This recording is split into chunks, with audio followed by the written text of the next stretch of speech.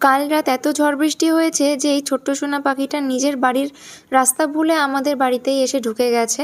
একে ধরা খুবই মুশকিল ছিল, পুরো ঘরের লাইট বন্ধ করে মোবাইলের ফ্ল্যাশ জ্বালিয়ে তারপরে ধরতে হয়েছে। আর দেখতেই পাচ্ছ খুব সুন্দর রোদ বেরিয়েছে আজকে সকালে। তো আমি ছাদের থেকে এতগুলো ফুল কালেক্ট করেছি। আমাদের ছাদে অনেক রকমের ফুল আছে, তার মধ্যে জবা ফুলটা বর্তমান বেশি ফুটছে। আর আমি নিচে এসে ফ্রেশ হয়ে চেঞ্জ করে রেডি হচ্ছি। মুখে প্রথমে টোনার লাগালাম আর এখন লাগাচ্ছি সানস্ক্রিন। এই গরমে না সানস্ক্রিন স্কিপ একদম করা উচিত নয়, কারণ অনেক বেশি ট্যান আমাদের ইন্ডিয়ান স্কিনে এমনিতেই হয়। সো সানস্ক্রিন বেরোনোর সময় সবাই অবশ্যই লাগাবে।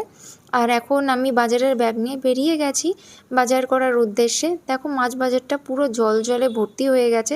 এখানে অনেক রকম তাজা মাছ পাওয়া যায়, বাট আজকে যেখানেই তাকাচ্ছি সব একদম লাশ হয়ে শুয়ে আছে। আমার দেখে একদম ভালো লাগলো না।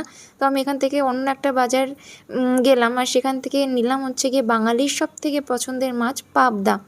এই পাবদাটা আজকে খাবো না, কারণ আজকে অন্য কিছু রান্না হবে। দেখো চিকেনটাকে ম্যারিনেট করে নিয়েছি, পেঁয়াজ, গরম মশলা, গোলমরিচের গুঁড়ো, ধনে আর আদার পাউডার, সর্ষের তেল, লবণ, হলুদ এগুলো দিয়ে ভালো করে ম্যারিনেট করে মাংসটাকে 1 ঘন্টার জন্য রেখে দিয়ে বাদ বাকি যে ভিডিও শ্যুটগুলো করেছি সেগুলো জানি না কোথায় উড়ে গেছে।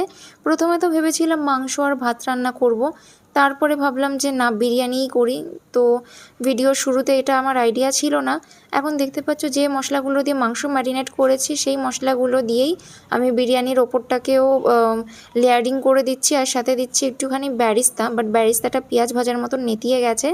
খাওয়ার টাইমের ভিডিওটা করতেও আমি ভুলে গেছি, তার জন্য আই এম সো সরি। বিকালবেলা না রেডি হয়ে বেরিয়ে পড়েছি একটু ঘোরার উদ্দেশ্যে, কিন্তু গিয়ে পৌঁছালাম সোজা শপিং মলে। আর আজকে আমার ড্রেস আপ কিছু এরকম ছিল যেটা দেখতে পাচ্ছ।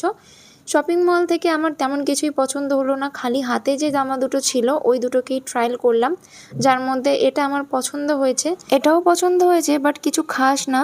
আর শপিং করতে করতে এত পরিমাণে খিদে পেয়ে গেছিলো না, সোজা এসে হামলা করলাম বার্গার কিংয়ে।